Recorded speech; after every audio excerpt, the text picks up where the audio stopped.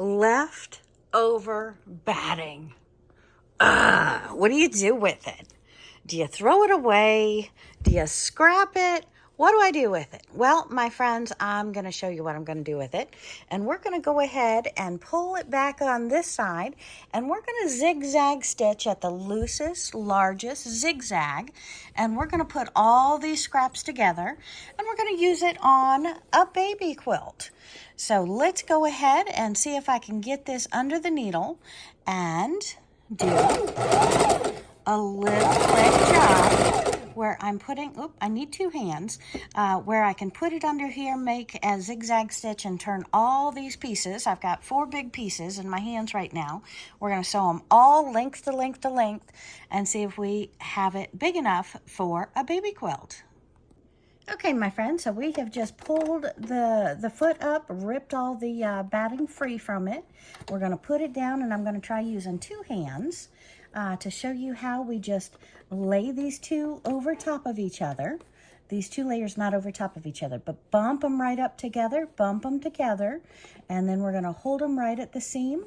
We're going to make sure the fuzz doesn't go on top of the foot, and we're going to keep that seam right in the middle, and we're using our, if you can see it here, the largest length, and we're using the biggest width. So I've got it on a 4 and a 6 there.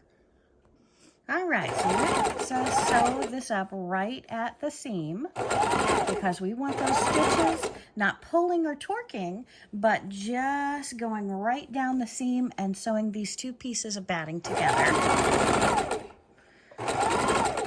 And I'm going a few stitches and stopping because it seems like I'm a 1 speed only of fast, and I need to go much slower for this project to make sure I don't have the batting going up on the foot and I'm staying right at the seam going into the center.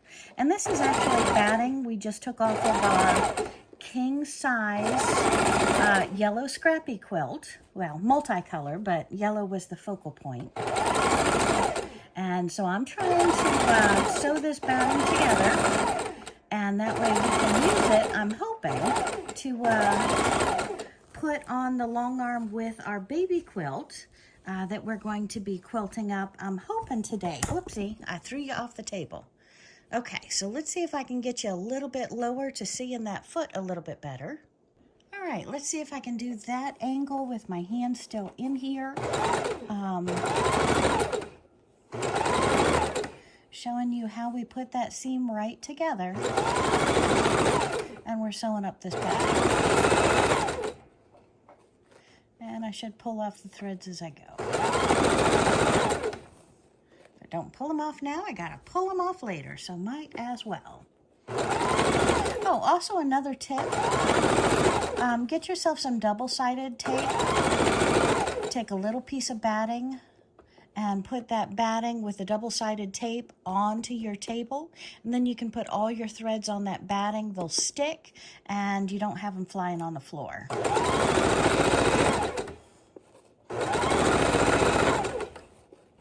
Uh-oh. And we had just run out of bobbin thread, so no worries there. I have another bobbin thread of white. We're just going to pop it down. We've got a little metal hook that we hook it around, pull it, whoopsie, pull it backwards through the next little indent. And then I put the cap back on it. And then we can sew. Okay, so we're going to start back up again. We've got the bobbin thread in. We're just going to slide this under. Make sure you have your dog feet down. They like to grab a hold. Because this stuff will just stick with everything. And now it's kind of hard to hold the bobbin thread, but I think we started okay. We've got it reversed. In other words, lock stitch. And we've got probably another 5-6 feet of this to go. So let's see if we can show you a little bit more, and then we'll skip ahead.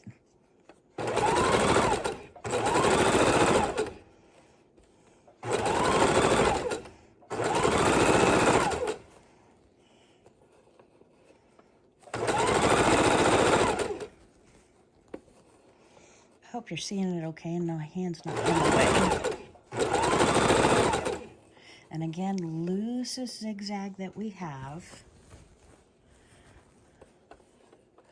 You're pulling it up, making sure that it's not torquing and pulling too much.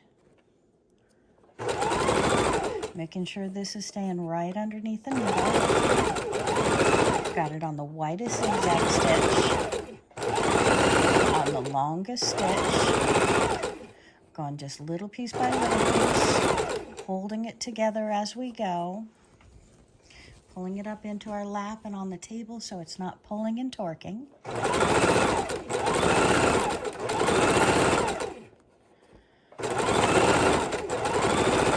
And of course, I'm going a little bit faster than I usually do. Just trying to be a little respectful of your time.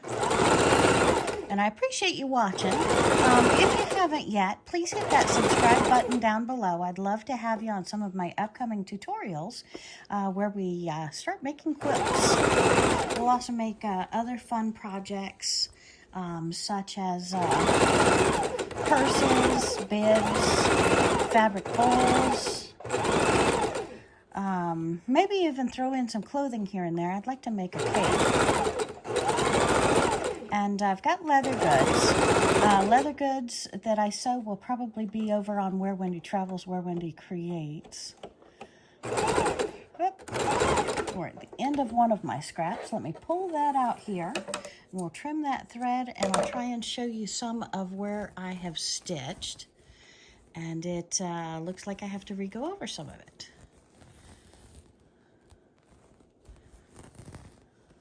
Yep, I got to re-go over it. I should have went slower, so sorry.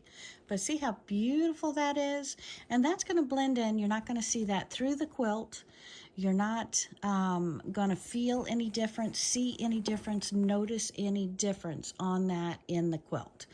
So that's a good way to use up your scrap batting and put it into crafty projects or the smaller quilts. And that way, when you use your large queen and king size batting, you're not throwing away a lot of scraps afterwards. You're actually using those in the artsy and the smaller quilts. So a good way to use those is just simply zigzag stitch them. And thanks for joining me today. I appreciate y'all. Y'all have a wonderful afternoon and come back real soon. We've got more tutorials coming up.